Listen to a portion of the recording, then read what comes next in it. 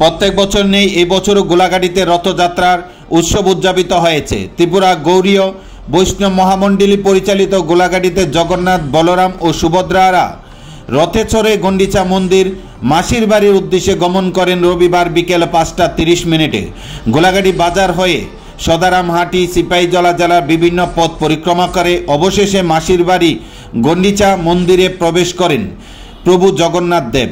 এই রথযাত্রা উৎসবকে কেন্দ্র করে অগণিত ভক্তদের সমাগম ছিল চোখে পড়ার মতন।